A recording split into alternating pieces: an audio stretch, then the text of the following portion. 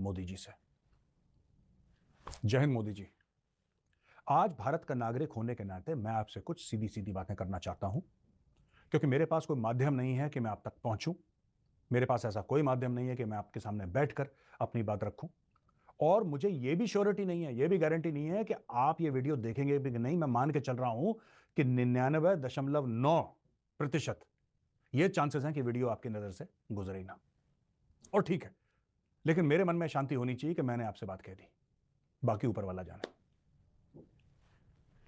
Sir, ये जो किसान आंदोलन चल रहा है, इसमें मैंने कई चीजें देखी हैं और मैं ये कहना चाहता हूं कि ये किसान आंदोलन है ही नहीं। और मैं ये बात आपसे कहना चाहता हूं, आप क्या मानते हैं नहीं मानते मुझे नहीं पता, आपकी मेरी आज तक बात नहीं हुई किसी भी मैटर पे। लेकिन सर, ये किसान नहीं है कम से कम। और मैं आपको 5 कारण भी दूंगा ऐसा मैं क्यों समझता हूं कि ये किसान नहीं है। मैं विद प्रूफ, विद लॉजिक, मैं यहां पे कुछ बातें रखना चाहता हूं। दूसरी चीज, जो आपके खिलाफ नफरत है, आपके खिलाफ नफरत ये क्यों है? पंजाब में कुछ जगह पर ज्यादातर जो विदेश में खालिस्तानी रहते हैं, मुझे आज तक यह समझ में नहीं आया कि आपसे नफरत क्यों करते हैं। यह बात करते हैं ऑपरेशन ब्लू स्टार की 1984। 1984 में आप तो कहीं भी नहीं थे। 1984 में आपका किसी ने नाम नहीं सुना था। संघ वाले जानते होंगे आपका नाम, लेकिन आप कोई पावर स्ट्रक्चर में नहीं थे। ना आप एमएलए थे, ना आप एमपी थे, ना आप चीफ मिनिस्टर थे, ना आप प्राइम मिनिस्टर थे। आपके हाथ में तो कुछ था ही नहीं, आपको कोई जानता नहीं था 1984 में। 1984 में ऑपरेशन ब्लू स्टार किसने करवाया? मैं उधर नहीं जा रहा, सही करवाया गलत करवाया बात की बात है, दैट्स अ सेपरेट मैटर। आपने नहीं करवाया, लेकिन आपके खिलाफ इतनी नफरत क्यों? आपने हर समय सिख धर्म को पूरी इज्जत दी, और आप उतनी ही इज्जत सिख धर्म को देते हैं जितनी आप हिंदू धर्म को देते हैं। आप गुरुद्वारा साहब जाते हैं, आपने गुरुद्वारा साहब में मत्था टेका है, आपने गुरु ग्रंथ साहब के सामने मत्था टेका है, आपने सर पे पगड़ी पहनी है, आपने सब कुछ करा है जो एक आस्थावान व्यक्ति को गुरुद्वारा साहब में करना चाहिए। फिर आपके खिलाफ नफरत क्यों? मैं ये समझना चाहता हूं। सर, मैं आपकी पार्टी का भी नहीं हूं। सर, मैं भाजपा का नहीं हूं, मैं किसी भी पॉलिटिकल पार्टी का नहीं हूं, लेकिन मैं जानना चाहता हूं कि मेरे आदरणीय प्रधानमंत्री के लिए इतनी नफरत क्यों है। सर, नफरत इनको आपसे नहीं है, यह प्रॉब्लम कहीं और से आ रही है। यह जो नफरत है कहां से आ रही है? यह नफरत आ रही है पाकिस्तान से। और यह नफरत पाकिस्तान से इसलिए आ रही है क्योंकि आपसे नफरत करता है पाकिस्तान का डीप स्टेट, आपसे नफरत करती है आईएसआई, आपसे नफरत करती है पाकिस्तान की फौज, पाकिस्तान के सियासतदान आपसे नफरत करते हैं। और यही हैं इन खालिस्तानियों के स्पॉन्सर। वरना आपने ऐसा क्या? मैं एक चीज कोई बता दे, कोई इंसान एक चीज बता दे कमेंट सेक्शन में लिख के कि नरेंद्र मोदी साहब ने यह काम गलत करा, सिखों के खिलाफ करा। मैं साफ बोल रहा हूं, नरेंद्र मोदी जी ने अगर कुछ सिखों के खिलाफ करा है तो लिखो, यह आपने सिखों के खिलाफ काम करा है, लिखो कमेंट्स में जाके। मैं सबको चैलेंज कर रहा हूं, अगर कुछ करा है तो। अगर आपको लगा है कि मोदी जी से कुछ ऐसी चीज हुई है जिससे सिख धर्म की इज्जत या उसकी मर्यादा में 1% की कमी आई हो, 1% की कमी, तो आप लिखो यहां पर। ये सारे के सारे जो खालिस्तानी है, मैं सिख भाई बहनों की बात नहीं कर रहा हूं, मैं सिख भाई बहनों की बात बिल्कुल नहीं कर रहा, मैं बात कर रहा हूं खालिस्तानियों की। ये चला रहे हैं पाकिस्तान का एजेंडा भारत के अंदर। मैं एक और बात कहना चाहता हूं, ये मुझसे नफरत क्यों करते हैं, मैं आपको यह भी बात बता दूं। इनकी नफरत का कारण क्या है? ये मेरे झूठे झूठे वीडियोस बना के एडिट करके ये दिखाने की कोशिश करते हैं कि गौरव आर्या ये कह रहा है कि कोट अनकोट सिखों के घरों पे ऐसा झूठ बोलते हैं कि इसने बोल दिया बुलडोजर चला दो। मैंने तो कभी नहीं बोला बुलडोजर, मैंने बोला खालिस्तानियों के घर पे बुलडोजर चलाओ।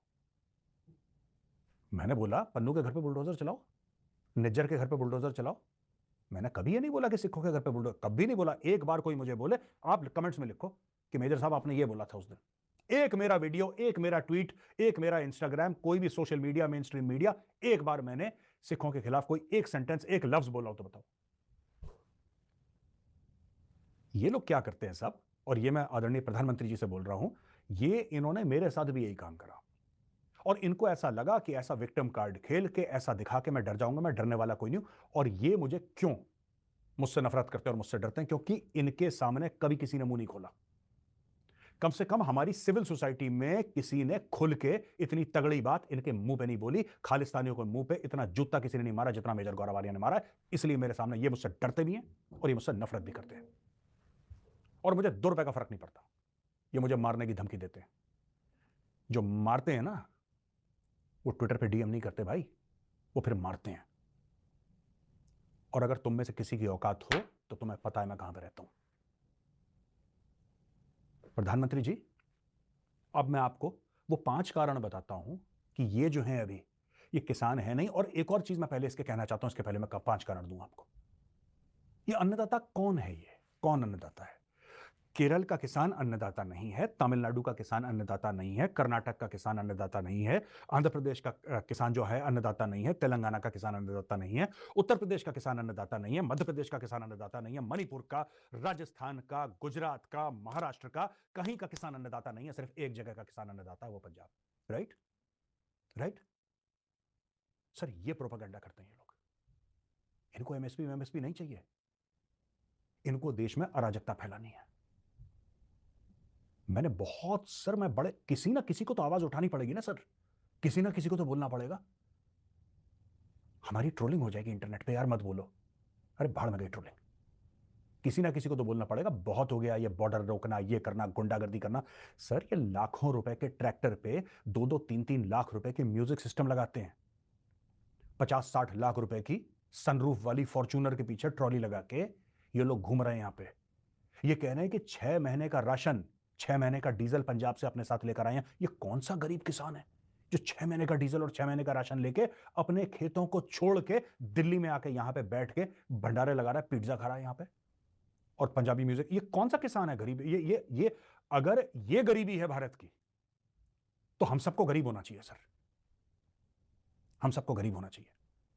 अब सर पहला कारण कि ये किसान नहीं है, पहला कारण ये है कि छोटा सा ये वीडियो का ऑडियो दिखा रहा हूं आपको। मोदी ਦਾ ਗ੍ਰਾਫ ਬਹੁਤ ਮੰਦਰ ਦੇ ਕਰਕੇ ਉੱਪਰ ਚੜ ਗਿਆ, ਉਹ ਨੁਕਸਾਨ ਹੈ। ਉਹ ਇਹਦਾ ਗ੍ਰਾਫ ਡਾਊਨ ਕਿਵੇਂ ਆ ਸਕਦਾ ਹੈ? ਮੈਂ ਬਹੁਤ ਵਾਰੀ ਜਦੋਂ ਮੈਂ ਪਿੰਡਾਂ ਦੇ ਵਿੱਚ ਤਿਆਰੀਆਂ ਕਰਾਉਂਦਾ ਫਿਰਦਾ ਸੀ, ਬਹੁਤ ਵਾਰੀ ਲੋਕਾਂ ਨੂੰ ਕਹਿੰਦਾ ਸੀ ਕਿ ਮੌਕਾ ਬੜਾ ਥੋੜਾ, ਗ੍ਰਾਫ ਉਹਦਾ ਬੜਾ ਉੱਚਾ ਹੋ ਜਾਏਗਾ। ਦਿਨ ਸਾਡੇ ਕੋਲੇ ਥੋੜੇ ਆ, ਕੀ ਅਸੀਂ ਇਹਨੇ ਥੋੜੇ ਦਿਨਾਂ ਦੇ ਵਿੱਚ ਗ੍ਰਾਫ ਇਹਦਾ ਡਾਊਨ ਕਰ ਲਾਂਗੇ? मोदी का ग्राफ बहुत बढ़ गया है, हमारे पास एक छोटा सा समय है मोदी का ग्राफ नीचे लाना है। सर एक बात बताइए, आपके ग्राफ का क्या लेना देना एमएसपी से? आपके ग्राफ का क्या लेना देना एमएसपी से? आपका ग्राफ बढ़ रहा है, वो आपका ग्राफ क्यों बढ़ रहा है? आपका ग्राफ सिर्फ राम मंदिर से नहीं बढ़ा, आपका ग्राफ आपके कर्मों से बढ़ा है, क्योंकि आपने देश के लिए कुछ किया है। आप देश के प्रधान और प्रथम सेवक हैं देश के। आपने सेवा करी है मां भारती की, इसलिए आपका ग्राफ बढ़ा है। अगर सिर्फ एक मंदिर बनाने से किसी का ग्राफ बढ़ता तो पुरानी सरकारें यही काम करती और आप यही काम करते सर। भारत को 5th लार्जेस्ट इकोनॉमी क्यों बनाया आपने? भारत के स्टॉक मार्केट को, शेयर मार्केट को दुनिया का नंबर 4 क्यों बनाया? बनाते हर देश से, आपकी तो दोस्ती यारी सबसे है। जापान में एक मंदिर बना देते, अमेरिका में 2 मंदिर बना देते, कनाडा में 1 मंदिर बनाओ हर जगह फिर। लेकिन मंदिर भी बन रहे हैं, देश की इकोनॉमी, देश की सुरक्षा, आंतरिक सुरक्षा, हर एक चीज मजबूत हो रही है, इससे आपका ग्राफ बढ़ा है। यह पहला प्रूफ है। दूसरा प्रूफ, एक वीडियो में कहते हैं कि वाहेगुरु और खुदा राम से बड़े हैं। सर ये मैटर एमएसपी से क्या लेने देना है इस चीज का? आप कोई वाहेगुरु को राम से ऊपर माने, खुदा को माने, वो उसका पर्सनल मैटर है सर, वो उसका पर्सनल मैटर। मैं इसमें कुछ नहीं कहूंगा, जिसको जो मानना है माने। लेकिन इसका एमएसपी से, इसका किसान के मुद्दों से क्या लेना देना सर? सोचिए जरा। तीसरा मैटर, ईवीएम नहीं होना चाहिए, बैलेट से वोटिंग होनी चाहिए। ये किसानों का मुद्दा है, ये एमएसपी का मुद्दा है सर। ये देखिए, सुनिए। एक तो ना सरकार है जो तानाशाही पे उतराई है, एक तो जो वोटें हैं वो बैलेट पे होनी चाहिए, फिर तानाशाही कम रहेगी।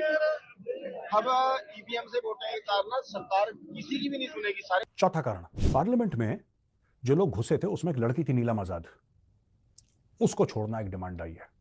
इसका एमएसपी से, इसका किसानी से क्या लेना देना? यानी कि कोई भी ऐरा गैरा नत्थू खैरा, हां मैं उसी को बोल रहा हूं, उसी को बोल रहा हूं, ऐरा गैरा नत्थू खैरा, कोई भी घुस सकता है पार्लियामेंट के अंदर, कोई भी उपद्रव मचा सकता है, कोई भी अराजकता फैला सकता है, और फिर ब्लैकमेल करा जाएगा। पूरे देश के सर पे पिस्तौल रखी जाएगी कि यहां पे किसान आ गया है, भाई किसान डर जाओ, पीछे हट जाओ, अन्नदाता आ गया है। और नीलम आजाद क्योंकि अन्नदाता के परिवार से है, तो भाई नीलम आजाद जाके पार्लियामेंट को फूंक दे, गोली चला दे, बम फोड़ दे, स्मोक कैंडल मार दे अंदर, कोई दिक्कत नहीं है, घर की बात है, छोड़ो उसको। यह हमारी एक डिमांड है। सुनिए वीडियो उसका भी। नीलम आजाद जो पार्लियामेंट गई थी वो बेटी और उसके साथ 4-5 और थे, उनको तुरंत रिहा करे केंद्र सरकार। और पांचवा कारण ये किसान को देखिए साहब। ਅਸੀਂ ਆਜ਼ਾਦ ਪੰਜਾਬ ਚਾਹੁੰਦੇ ਹਾਂ, ਸਾਂਝਾ ਪੰਜਾਬ, ਖਾਲਿਸਤਾਨ ਪੰਜਾਬ। ये भाई साहब ये कह रहे हैं कि पंजाब को भारत से अलग होना चाहिए, हमें खालिस्तान चाहिए, ये कह रहे हैं सर। इसमें ये एमएसपी का मामला है सर, ये किसानी का मामला है। और जो विद्या रानी है, जो कांग्रेस की नेता है, वो क्या कह रही हैं, किसानों में शराब बांटो, ये आखिरी मौका है हमारे पास घेरने का। कोई कह रहा है ये आखिरी मौका है, मोदी का ग्राफ चढ़ रहा है, बहुत कम समय है। कोई नेता ये कह रहा है शराब बांटो इनमें। सर ये कुछ नहीं है।